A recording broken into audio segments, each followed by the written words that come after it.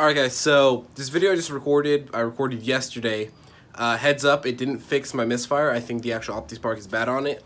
That I've done another video on, so if you guys want to check that out, I have that on my channel. But keep watching if you want to learn how to change the ignition control module and the ignition coil on an LT1. Pretty simple. I thought it was going to be a little bit harder, but it wasn't. But yeah, it was a lot easier than I thought it was going to be, so hope you guys enjoy. Alright guys, so to take off the old ignition control module, you're going to want a 7/32 bit, tiny bit. It took me a while to find it because I didn't even know I had one. This is going to be 2 bolts, one on each side, one there behind the behind this ground, and one there.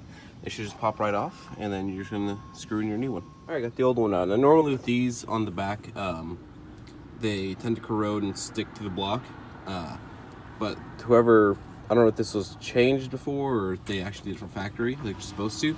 They put a little bit of grease on the back in order for it to not stick.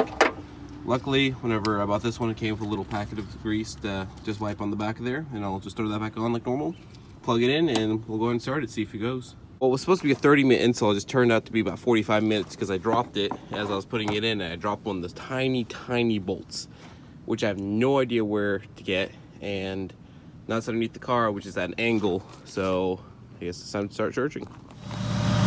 Alright, so as far as right now, it's actually running a little bit better. It's not going to run the greatest just because it's an LT1, but I don't know if you guys can hear me. I lost the screw, or the bolt that goes there, so luckily I had a screw or a bolt from a like a wall outlet, like a light switch that fit perfectly. It was just a little too long, so I put a little spacer in there, and that's holding it tight. I'm going to let it warm up, then when it's going to take it on a test drive, we'll see if it actually is fixed.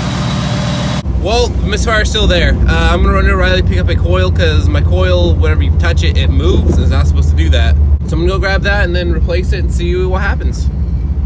Alright, so since the ignition control module didn't fix it, I'm leaning towards my coil next, mainly because of this.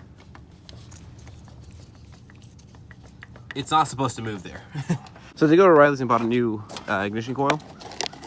I made sure to not get the cheap one. And hopefully this one will fix it. Now see, it's not actually moving in the case. So yeah, I'm gonna go throw this on. Okay, in order to change your coil, there's 2 bolts, one here and one up here. This one up here is gonna have your grounds. So there'll be a nut holding those onto the stud, which looks like that there. And you just take that out with a 9/16 socket. And the whole assembly should come right off. The ignition control module will come off with it, and then you just got to replace the coil on the bracket. So I'm going to go ahead and take off this last one and then replace the coil. It's going to get a little bit tricky. This is where it's going to take you the most time to get this out. So from factory, they actually have these riveted in. As you can see, I figured out the hard way.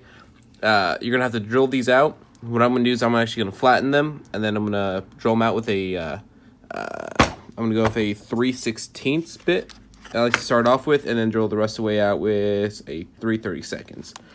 I'm going to go ahead and do that, and hopefully I'll be able to do this before I go to work. So I'm going to get started on it. Well, just my luck. Alright, finally got it off. Not as bad as you'd think, just battery kept dying. Yeah, just 2 rivets. You have to drill each side because there's 2 pieces to the bracket. Now all you gotta do is put the new one on, and luckily it comes with bolts. That'll replace the rivets, and these go along the bottom, holding it there. That way it's a lot more snug. So yeah, I'm gonna put it all back together and then put it back on the car. Well guys, the ignition coil and the ignition control module didn't fix the misfire, so I'm gonna tackle the OptiSpark next. I'm not going to make a video on that just because I was paying the ass to make a video the first time and I already have one on the channel. But hopefully that'll fix the problem. I'll catch you guys in the next one.